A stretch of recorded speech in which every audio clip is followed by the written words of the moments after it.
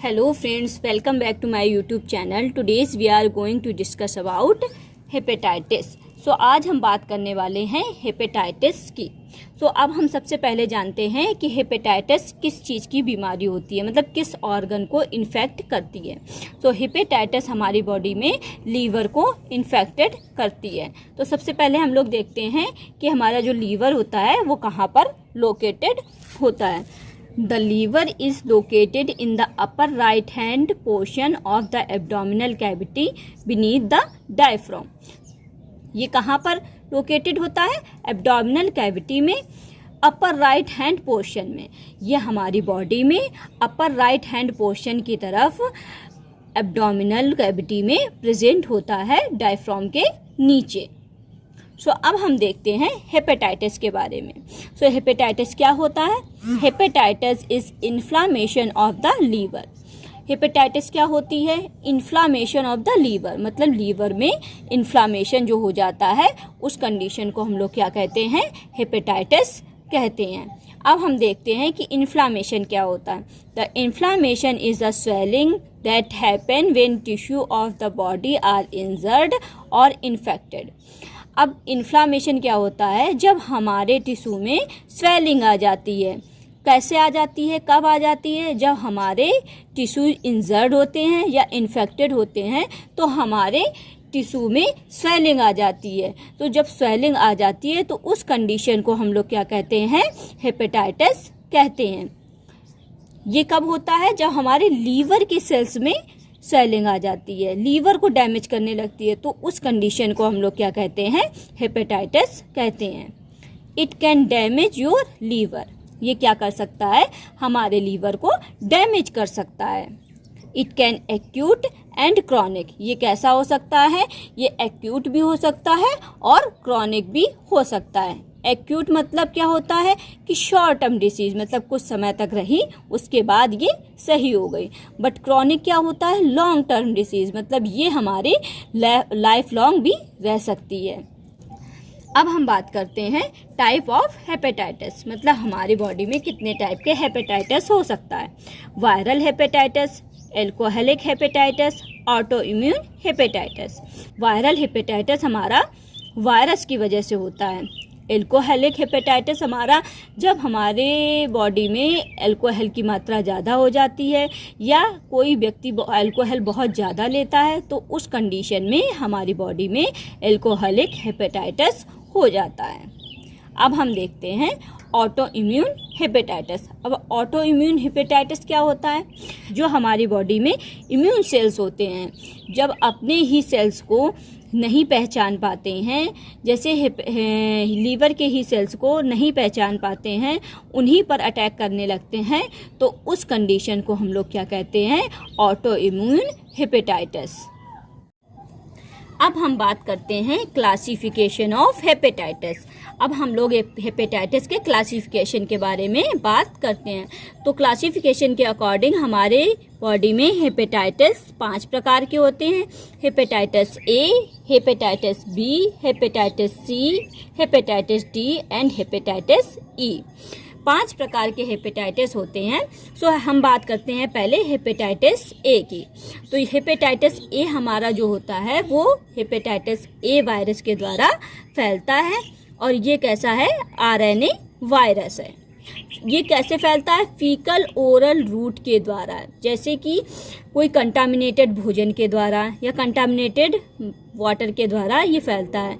हम लोग जो स्टूल पास करते हैं वो किसी भी तरीके से हमारे भोजन में या हमारे पानी में किसी भी तरीके से उसके कुछ पार्टिकल्स आ गए जिसकी वजह से वो हमारा भोजन और पानी को कंटामिनेटेड कर दिया, तो उस कंडीशन में तो हमारी बॉडी में कौन सी डिसीज़ हो जाएगी? हेपेटाइटिस ए डिसीज़ हो जाएगी.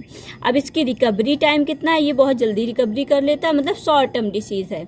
तो ये रिकवरी का टाइम इसकी है क्या है? 6 वीक में ये रिकवर हो जाता है. अब हम बात करते हैं हेपेटाइटिस बी की. तो ये किससे फैलता है? हेपेटाइटिस बी वायरस के द्वारा फैलता है.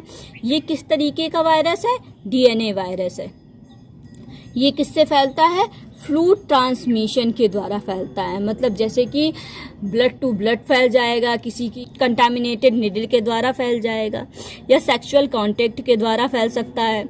अब इसमें क्या हो सकता है, इसमें किस चीज़ के होने के चांसेस होते हैं, लीवर सिरोसिस होने के चांस होते हैं। अगर हेपेटाइटिस बी हमारी बॉडी में फैल गया तो इसमें लीवर सिरोसिस होने के चांसेस होते हैं और लीवर कैंसर होने के चांसेस होते हैं।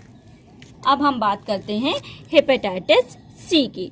तो हेपेटाइटिस सी किसके द्वारा फैलता है, हेपेटाइटिस सी वायरस के द्वारा फैलता है। ये किस प्रकार का वायरस है, आरएनए वायरस है। ये किससे फैलता है, ब्लड टू ब्लड ट्रांसमिशन के द्वारा, मतलब ये और किसी भी चीज़ के द्वारा नहीं फैल सकता है। कंटामिनेटेड निडल से अगर किसी को ब्लड दिया गया है तो ब्लड के द्वारा ही ये फैल सकता है, क्योंकि जो वायरस होता है वो क्या होता है कि लिविंग थिंग्स पे ही एक्टिव होता है, जब नॉन लिविंग पे एक्टिव नहीं होता है। तो ये ब्लड टू ब्लड ही ट्रांसमिशन के द्वारा ही फैल सकता है। इसमें भी किस चीज़ के चांसेस होते हैं, लीवर सिरोसिस के चांसेस होते हैं एंड लीवर कैंसर का होने के चांसेस होते हैं अगर हमारी बॉडी में हेपेटाइटिस सी एक्टिव हो गया तो। अब हम बात करते हैं हेपेटाइटिस डी की। ये हमारा किसके द्वारा फैलता है, हेपेटाइटिस डी वायरस के द्वारा फैलता है। इसमें किस प्रकार का वायरस होता है, ये आरएनए वायरस होता है और ये भी हमारा फ्लूइड ट्रांसमिशन के द्वारा फैलता है। ये किस पे डिपेंड करता है, हेपेटाइटिस बी वायरस पे डिपेंड करता है। अगर हमारी बॉडी में हेपेटाइटिस डी है तो हमारी बॉडी में हेपेटाइटिस बी भी एक्टिव होगा, इसलिए ये किस पे डिपेंड करता है, हेपेटाइटिस बी पे डिपेंड करता है। ये भी सेक्सुअल कांटेक्ट के द्वारा फैल सकता है और ब्लड कंटामिनेटेड निडल के द्वारा भी ये फैल सकता है। इसमें किसके चांसेस ज़्यादा रहते हैं, greater risk of the liver failure. इसमें लीवर फेलियर के चांसेस ज़्यादा रहते हैं अगर हमारी बॉडी में हेपेटाइटिस डी एक्टिव हो गया तो। अब हम बात करते हैं हेपेटाइटिस ई की। हेपेटाइटिस ई किससे फैलता है, हेपेटाइटिस ई वायरस के द्वारा हेपेटाइटिस ई फैलता है। इसमें किस तरीके का वायरस होता है, आरएनए वायरस होता है। ये किस तरीके से फैलता है, फीकल ओरल रूट। जैसे कि हमारा हेपेटाइटिस ए फैल रहा था उसी तरीके से ये हेपेटाइटिस ई हमारी बॉडी में फैलता है। अब इसमें क्या हो जाता है, ये कब ज़्यादा फैलता है, जब हमारा वीक इम्यून सिस्टम होता है या प्रेग्नेंट वुमेन होती है, तो उस कंडीशन में हेपेटाइटिस ई होने के चांसेस हमारी बॉडी में ज़्यादा होते हैं।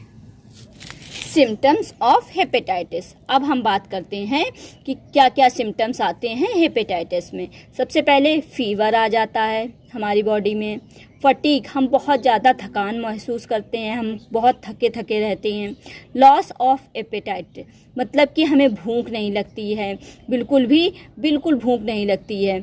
नोजिया एंड वोमिटिंग, हमारा जी मिचलाता है और उल्टियाँ भी हमें हो सकती हैं। एब्डोमिनल पेन रहता है, एब्डोमेन में पेन हमें महसूस होता है।